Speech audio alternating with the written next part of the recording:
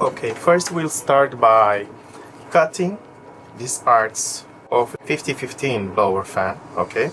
But we start by first removing the front part of it, okay? By removing is super easy. You just need to, from this opening, we just need to spread it by pushing it a little bit on angle, and then it will open. It will open in the other side also, it will come out. Next part, we need to trim this part, okay? We need to cut it.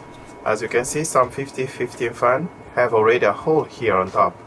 If you have this, we can just cut it, okay? Cut it is very brittle. Be careful with your eyes, use some goggles to protect your eyes. But we need to cut it. At the same time, it needs to be really rounded, because the place where we're going to place it, as you can see here, is really rounded, so there's no space for extra, so it's better we cut it flush, the way I did it like this, okay? If not, you can sand it out a little bit, it will be fit in there, but I think like this is okay. We do the same with the other part.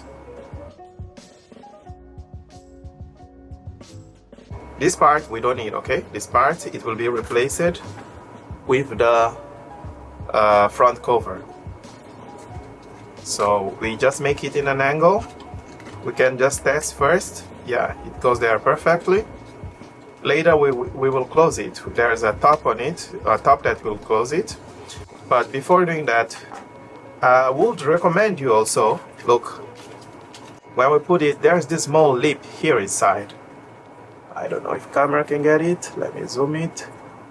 There's this small lip here inside.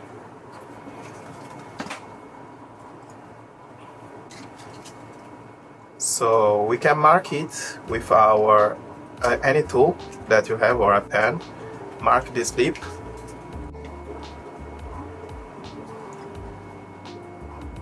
$40mm, okay?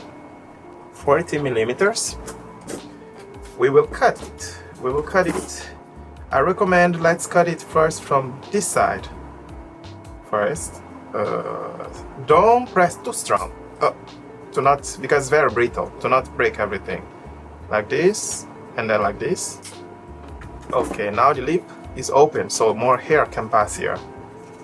So now that it's already like that, we are good to go. We can just install it. As you can see here, we can install, and then we'll put the top. The top can sit here perfectly, like this.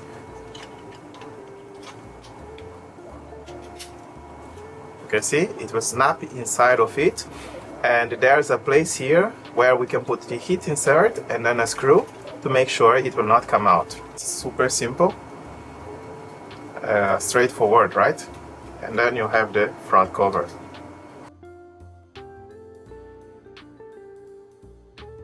Permanent marker.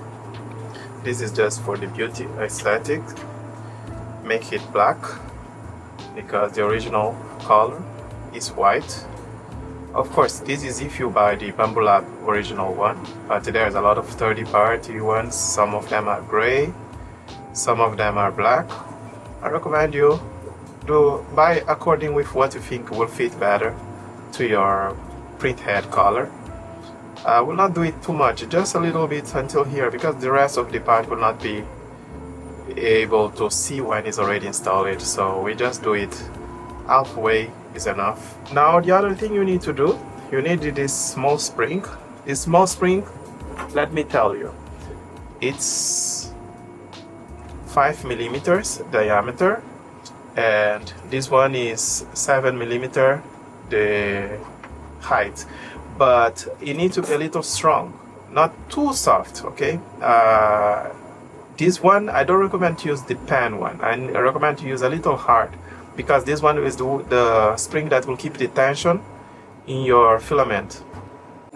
When you get this, so what we need extra is a double side small tape, very tiny one, because we need to put this tape here and stick it Otherwise, every time when you open your extruder, this thing will be coming out. We don't want it to get lost, so we just need to cut a small double-sided tape.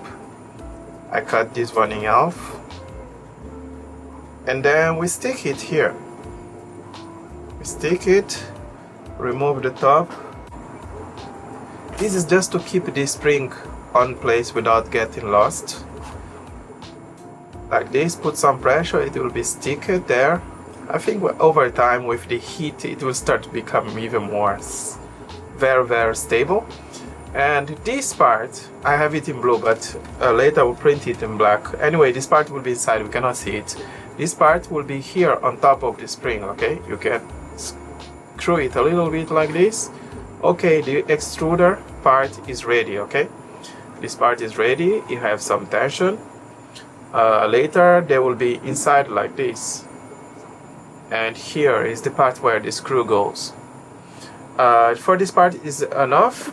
Next thing what we need to do is to get the Bambu Lab A1 or H2D. I recommend you to get H2D because H2D have way higher flow rate. I tested all of them actually. A1 maximum flow rate I got was 25 cubics, and for H2D you can get even 45 with PLA mate, but there's some rapid PLA that you can even go to 65. For my test limit, I think 45 for PLA mate was this sweet spot. So this is the H2D hot end assembly. It's a little more expensive, but if you have a Voron, I recommend you just go to the best. Just get the best one, okay? 4 cables, 2 of them are for the heating ceramic, and 2 of them are for the thermistor. You can see the one for thermistor normally is more thin. Don't confuse them, okay? We can cut them, cut the maximum that you can here, exactly here, because we need maximum size as possible. Just cut it. I know it feels like weird cutting it, but this one that we're gonna reuse, we're gonna put some JST pins for the thermistor, and it depends of your toolhead board. For me, I was using before EBV36, so I need this one. I can just connect it direct. I can plug it directly. I just need to strip a little bit. What is that? Okay, I just need to strip a little bit of the edge here, and then I can connect it directly. Let me do it now.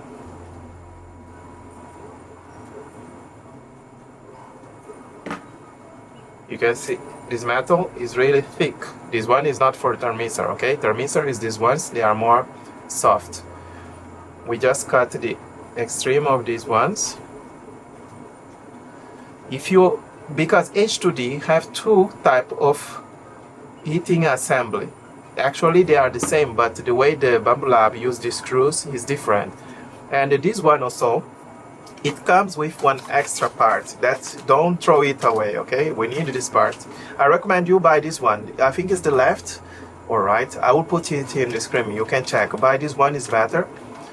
Because it's easier to install, and the screws is M3 screw. The other one is M2.5 screws. As I'm telling you, these parts should be together, okay?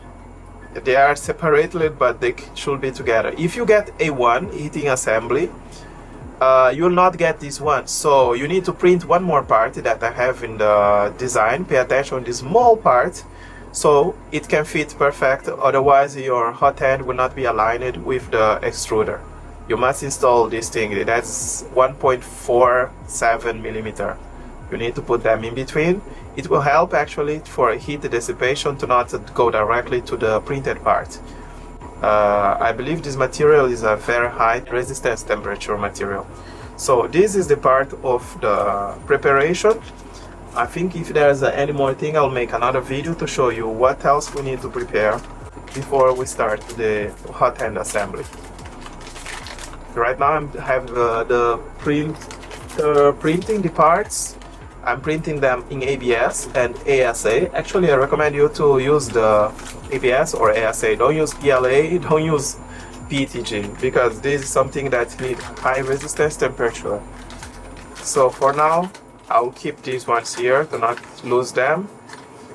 When everything is ready, we will start the assembly.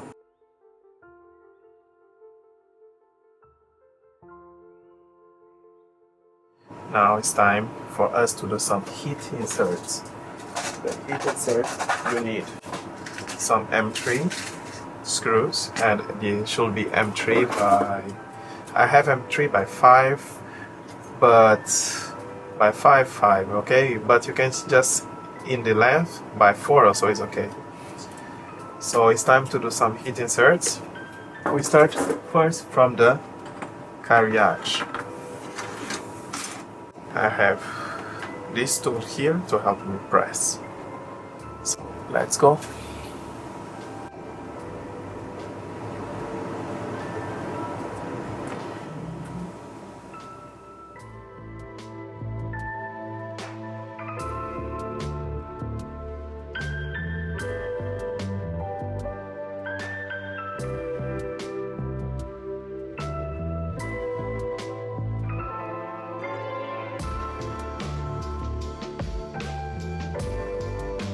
So I finished doing the heat inserts for the two parts of our carriage. Now we are going to do the heat inserts for the rest of the parts. We're going first for this main body. So we first start with this one. This is where the filament tensioner screws goes. Press it from this side is better, in my opinion.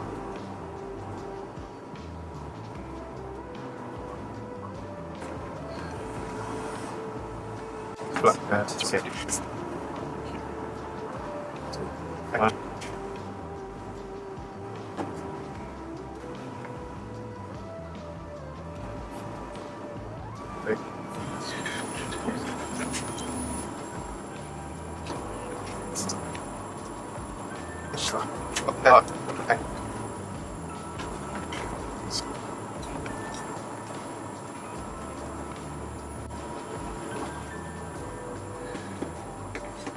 This part is done. As we can see, these 3 other screws here, I need to raise it outside from the table and do it because my heat insert is too long, so it's passing a little bit, which is not a problem because there's a space here between the carriage and the main body of the sprint head. So this part is done. All heat inserts, we can see here, one from filament tensioner, 2 there for the cover, actually 3 for the cover, and 3 more here for the hot hand assembly, and the last one here for the extruder cutter arm. Okay, this one is done. Go to the box. Next one will be this one. This one I think we have just one here.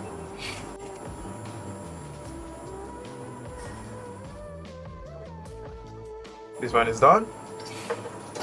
And this last one, we don't need to do anything. Let me see this one. Also, we don't need to do anything. This one, that's very special because I want you, this one, to do just passing just a little bit because we need some space between this one and our tool head board. So a spacer in between, you can use the heat insert as a spacer. Just don't press it all. It will make it as a spacer, okay? We press halfway, don't need to press all, halfway, and then we stop. It's enough. Because the tool head board is so light, it's fine, just this is okay. It's just to make sure there's something we can screw it. I could make it actually without need to use the heat insert, but the problem is sometimes we remove that tool head a lot to do some things. So if we're reusing the hole a lot of time, I prefer we can use the heat insert if it's possible. You see, halfway, don't need to press it all. So like this, you can see half is outside, and that's all for the, oh, we still have the last one. Actually this is a prototype, but I'm just gonna show you for the sake of showing you in the video. Also needs to press one here. This one is the part that will be the fan. Later the fan will be on top of it, okay? Like that. And then we can put the screw here. So for now, all this part is done. This one we don't need to do any heat insert. This one is the part of the end stop, X end stop. Now let's glue some magnets and the logo. Need to glue them together. I kinda made a mess here. This glue is very liquid, not so viscous to like the one that I used before.